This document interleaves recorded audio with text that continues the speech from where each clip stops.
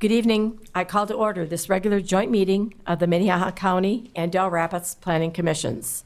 And I will begin with a few introductory comments. As a courtesy to everyone here tonight, please make sure that all cell phones have been silenced. Please note that tonight's Planning Commission meeting will be rebroadcast via CityLink and posted on the www.minnehahacounty.gov site for viewing by the general public. The two planning commissions work together on land use and zoning matters within the rural areas surrounding the city. This area is displayed on the screen. When this joint hearing is completed, the joint Dell Rapids and County Planning Commission will adjourn and the next regular business meeting will begin to consider items beyond the joint zoning jurisdictions with Dell Rapids. Any action taken on the zoning text amendments during the public hearing tonight is a recommendation that will be forwarded to the County Commission and City Council for another public hearing on Tuesday, April 28th, 2026, at or after 9 a.m. Meetings of the County Commission and Dell Rapids City Council are held in this same room. First on our agenda is public input. Is there anyone who wishes to speak to an item that is not on the agenda?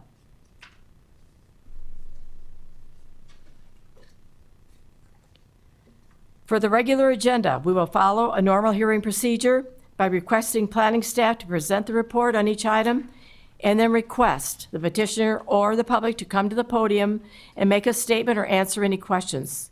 Anyone from the audience wishing to address that item will be recognized by the chair, move to the podium, and state their name and address for the record. Each member of the public will be limited to 5 minutes of public comment per item and will only be allowed to address the commission once per item, unless they are called upon to answer any additional questions from the commissioners. The Planning Commission will then discuss the item and take appropriate action. Item number 1 on the regular agenda is approval of the minutes of the August 25th, 2025 meeting. Make a motion to approve. Second. I have a motion to approve the minutes of the August 25th, 2025 meeting. All those in favor? Aye. Opposed? Motion passes on the county side.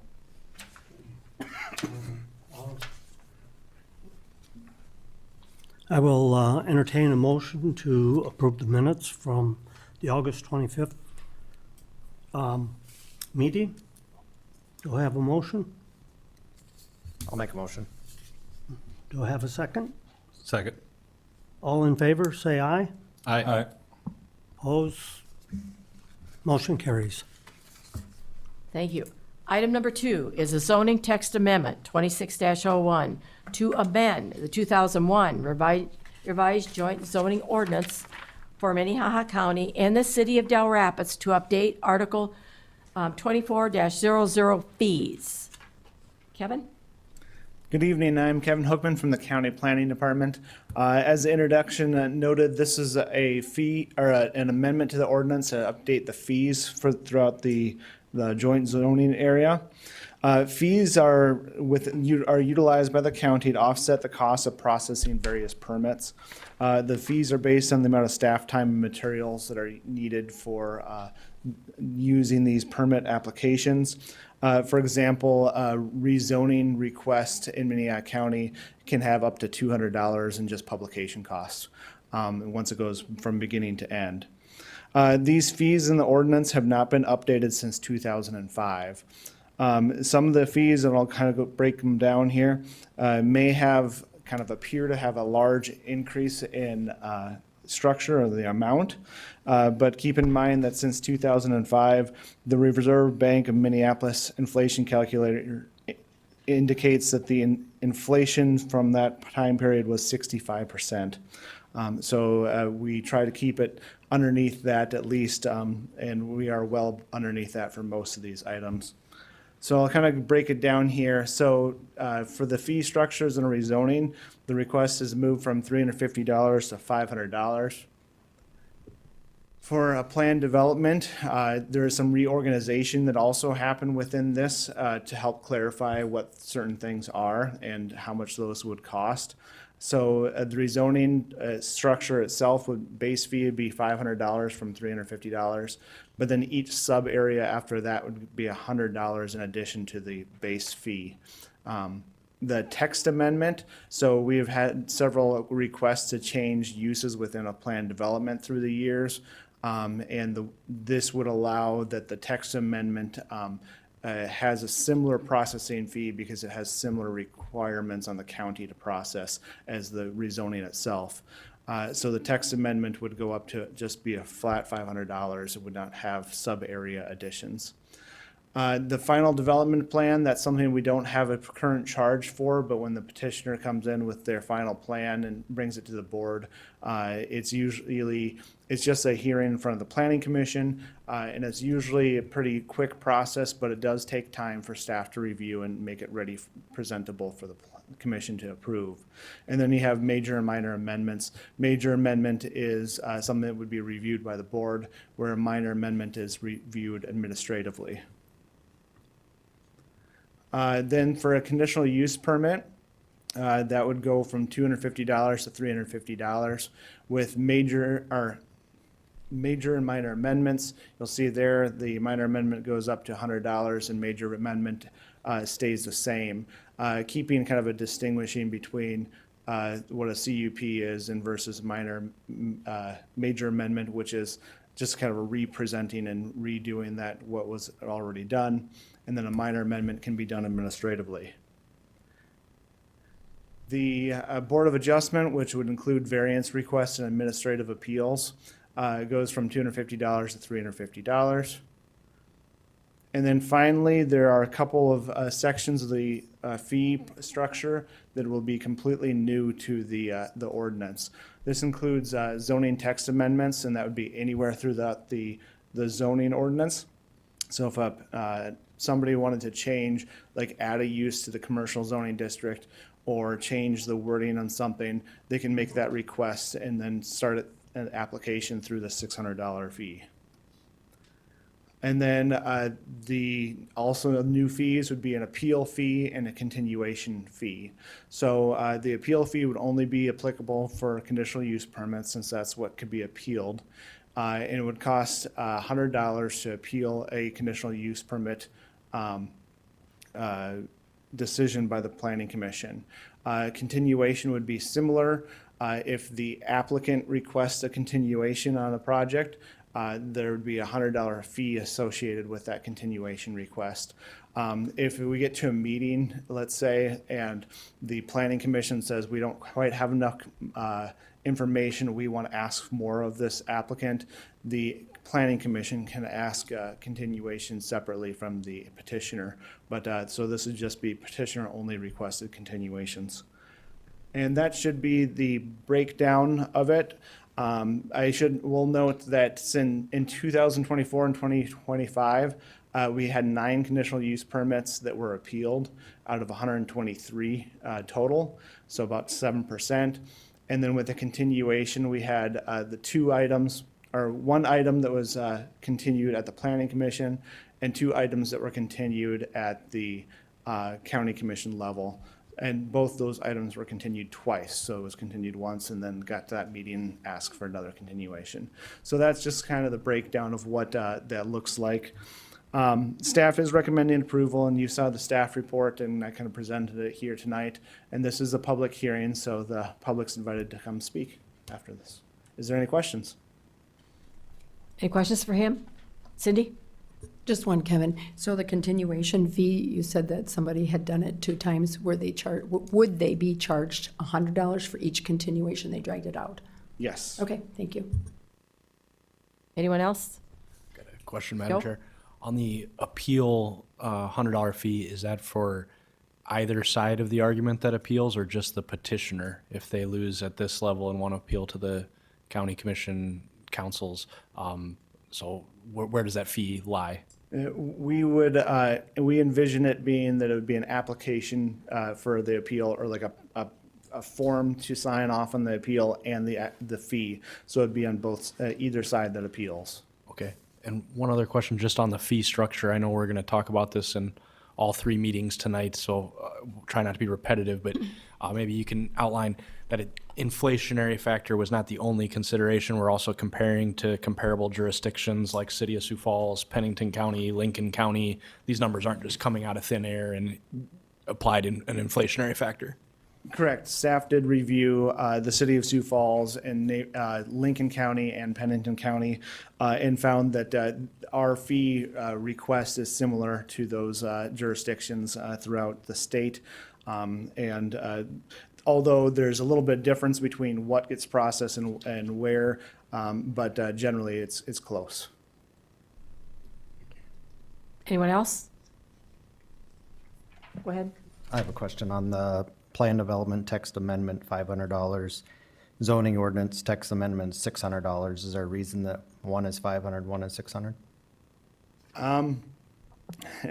The $500 would be the same as the rezoning itself for the plan development, and that was kind of I didn't want to, or it wasn't wanted to cross the original fee to change the text of plan development.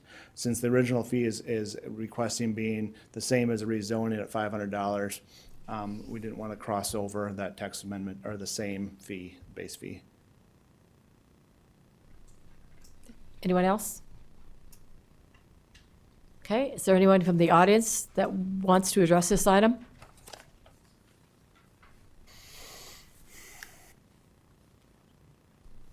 Okay, commissioners? Motion to approve. Second. I have a motion and second to approve zoning text amendment 26-01. Any further discussion? All those in favor? Aye. Opposed? Motion passes on the county side. I'll make a motion to approve. Okay, do we have a second? I'll second. All in favor? Aye. Aye. All opposed, same? Motion carries. Okay, we'll move on to item number 3, zoning text amendment 26-02 to amend the 2001 revised joint zoning ordinance for Minnehaha County and the city of Del Rapids to add accessory dwelling unit, that's an ADU in parentheses, regulations. All right. Kevin? So this zoning text amendment is for regarding accessory dwelling units. I do have kind of a presentation. I might just highlight a few things. ADUs are used, also called like a mother-in-law suite or backyard cottage. They have some advantages for development and to the ability to add housing within the county in a general. The county has adopted this ordinance as well as the joint jurisdiction around the city of Sioux Falls. And we were just kind of waiting for a time that works well to bring it into the Del Rapids area. There's a definition there, but there's our names of different things that accessory dwelling units can be called. A detached an accessory dwelling unit would require a conditional use permit in this context, regardless of what it is. And then we have 2 different types, either they're attached or detached types. They do have to be on the same platted lot with frost footing, so these structures are going to be permanent structures on the property, not temporary structures on wheels or a camper or anything like that. But for a attached ADU, the ADU has to be 75% of the main floor area or less. And then with the detached, the ADU has to be 50% of the main floor area or less. The reason being is that we want to ensure that the accessory dwelling unit is truly accessory to the primary dwelling. So it appears accessory and has that character aspect of it, as well as that it doesn't bring in, we had pushback when we were developing the ordinance regarding like a duplex that would be kind of equal structures on one lot. So that was kind of the intent of having the floor area requirements. The ADU, like I said, had to have frost footing and it also has to meet building code. The way that it's structured, you would allow a manufactured home as long as it's on permanent frost-free footings. So yeah, I guess I'll leave it at that, and if there's any questions further beyond that. Any questions for him?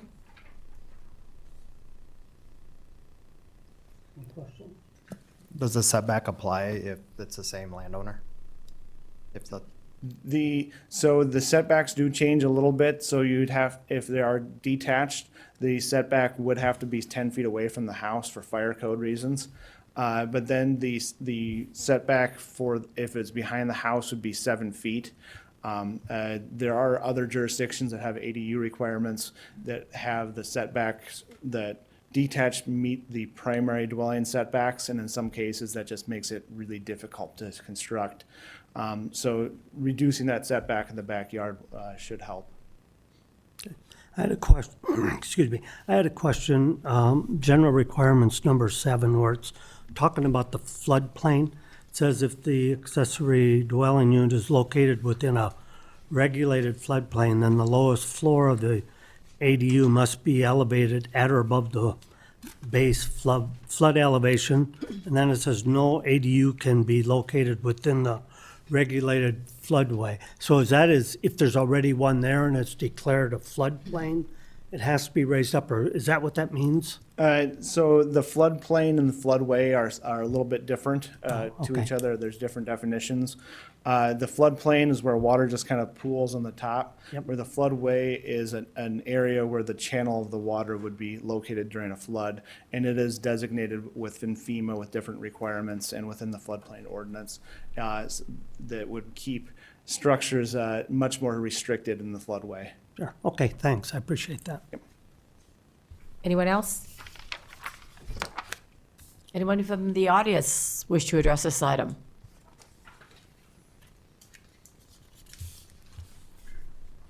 Commissioners? Make a motion to approve. I'll second. I have a motion and second to approve zoning text amendment 26-02. Any further discussion? All those in favor? Aye. Opposed? Motion passes on the county side. Okay, do we have a motion to approve Motion to approve? in a second? I'll second. Okay. All in favor signify by saying aye. Aye. Opposed, the same. Motion carries. Thank you. Item number 4, zoning text amendment 26-03 to amend the 2001 revised joint zoning ordinance for Minnehaha County and the city of Dell Rapids to change the transfer of building eligibility regulations. Kevin? All right, so the final text amendment for the joint Dell Rapids area for tonight is this text amendment regarding transfer of building eligibilities. Currently, the ordinance requires a transfer of building eligibility to be on properties that are adjacent to each other and under the same ownership.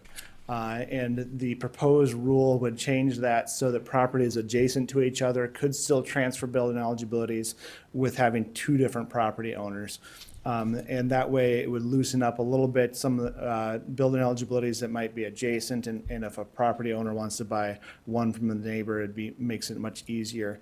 We found that throughout the county, this process of transferring was happening in kind of a cumbersome way, that people were buying land and doing land transfers to make it so the names are same, transferring the eligibility and then selling it. And so it just cuts out kind of that long process of what had to happen throughout the, with the county previously. let's see if I have any slides about this. A conditional use permit is still required for a transfer, despite with this, so it would still have to go in front of a public hearing. And I guess that's the short of it. If you have any questions, I am available. Any questions for him?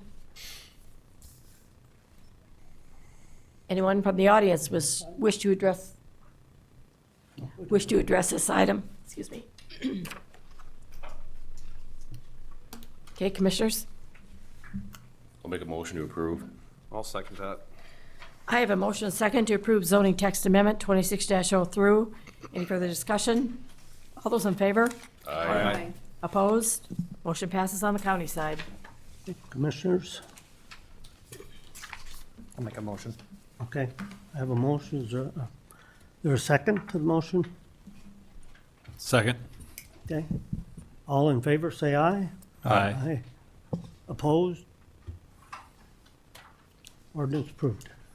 Thank you. Any old business? Any new business? I'll entertain a motion to adjourn on the county side. Motion to adjourn. Second. All those in favor? Aye. Opposed? Motion passes on the county side. Make a motion to adjourn. Second. All in favor, say aye. Aye. Opposed, same. Motion carries. Meeting ended. Thank you.